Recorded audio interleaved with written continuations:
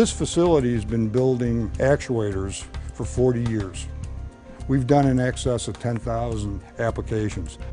Linear actuator is a linear device that provides thrust.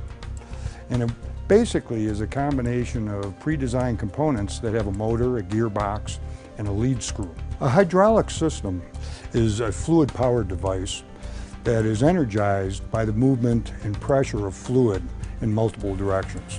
Because it's a fluid device and it's self-contained with seals, it will inherently have contamination and leaks. So one of the major advantages of an electromechanical device today that's very popular is the green effect. There's no contamination.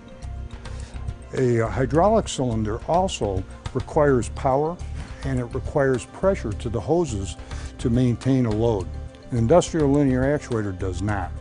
Once on an actuator you fix a position within its rated load, it'll hold it indefinitely without the use of power, so there's economies there, but also for safety. You can cut the wires on an industrial linear actuator and the load will still be held. Independent of those features, industrial linear actuators are designed to work in very cold environments. Hydraulics have issues when it gets down below 30 degrees. Also, industrial linear actuators are designed to be maintenance-free for the life of the product. That isn't true with hydraulics. Hydraulics typically have to go through routine maintenance.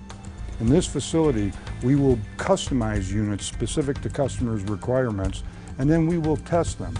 We also test new designs and new and advanced components that will integrate into our actuators.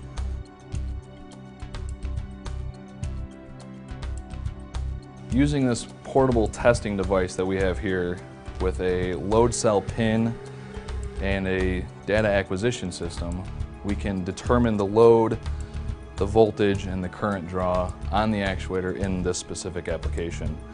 On the screen, you can see the load changing, the voltage dropping, inrush current.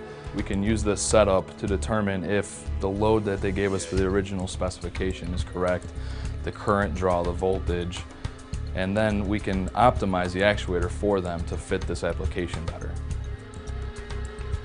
Another major advantage of linear actuators, because they are controlled by electricity as opposed to fluid power, it's much easier to put feedback on them and to integrate them with the type of microprocessors that are readily available today. So that's a real advantage, and that's helping to spur the growth. I'd like to show you a typical hydraulic setup.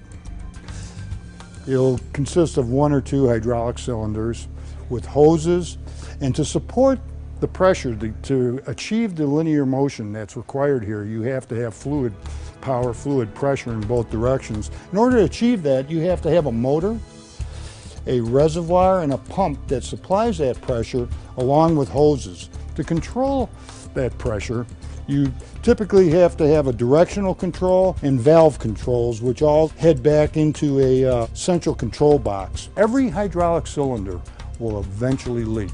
Everything you see here, all this equipment, can be replaced by what I have in my hand right here,